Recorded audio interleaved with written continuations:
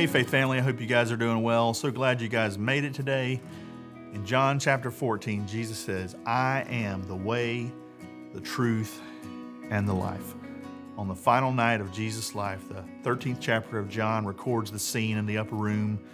Judas had been identified as the betrayer and has been sent out, and Jesus is left with the other 11 disciples after telling them to love one another as Jesus has loved them. He tells them he's going away, and where he was going, they cannot come.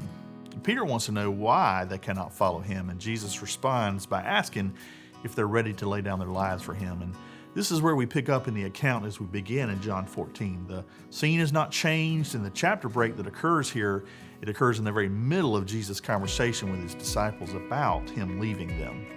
The news that Jesus is leaving their presence is troubling the hearts and minds of the disciples, but Jesus gives the solution for troubled hearts in verse 1. He says, let not your hearts be troubled. Believe in God and believe also in me. The answer for troubled hearts is faith in Jesus. Just as the disciples believed in God, they are to have the same faith in Jesus. And this is a staggering statement because Jesus is affirming his deity, placing himself on equal level with the Father as an appropriate object of faith. To have one's hope in God is to have one's hope squarely upon Jesus. The challenge is to place our faith in Jesus himself. And the challenge for these disciples would be to not put their faith in what their eyes would witness over the next 24 hours. Jesus would be arrested and killed, but they were to trust in God. And trusting in Jesus means not trusting in whatever the power that is evident in this world. This is the answer for our troubled hearts. Do not believe in what you see in this world. God is not dead. God is on his throne. God is moving and active. God is at work in this world. God is accomplishing his purposes. Do not let your hearts be troubled. Believe in God. Believe also in Jesus. Jesus goes on to say that he has to go to prepare a place. What does Jesus mean that he has to prepare a place? Does he have to do the laundry and prepare pillows for your coming? Of course not.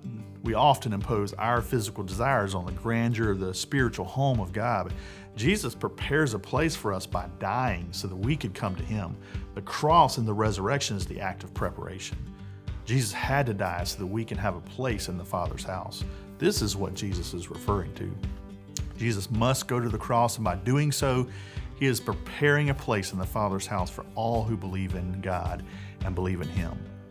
And not only is there comfort for troubled hearts to know that Jesus has prepared a place for his disciples in the Father's house, but then there's a promise made in verse 3. It says, and if I go and prepare a place for you, I will come again and take you to myself, that where I am, there you may be also.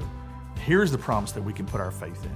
Jesus went to prepare a place, which he did by going to the cross, defeating death, raising from the dead, and ascending to the Father. Then he will also come again and bring his disciples to himself to be with him.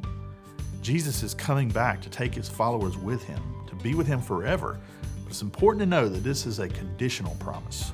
The promise is reserved only for his followers. So this sparks a question from Thomas in verse 5. Lord, we do not know where you're going. How can we know the way? Thomas is saying, Jesus, you said that you're leaving us and that we can't go with you now, and we do not know where you're going. So how can we know where you're going? And Jesus' response is powerful in verse 6. He says, I am the way, the truth, and the life. The emphasis is on the way. Thomas says that they do not know the way, and Jesus says, I am the way.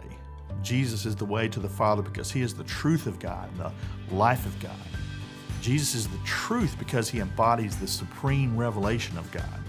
Jesus is the very manifestation of God. And this is an interesting statement because Jesus does not simply say that he is blazing a trail, commanding others to take the way that he takes. Rather, he is the way. The reality and the truth of God are bound in Jesus. It's not simply do what Jesus does, it's more. He is the way. Therefore, come to Jesus, for he is the path. True saving faith requires continuing belief in Jesus. Apart from Jesus, the world offers many things, but those offers are all godless, darkened, and deadly. Apart from Jesus, the way you're walking leads to eternal destruction. Jesus is the only way. In these words, Jesus was declaring himself the great I am, the only path to heaven, the only true measure of righteousness, and the source of both physical and spiritual life.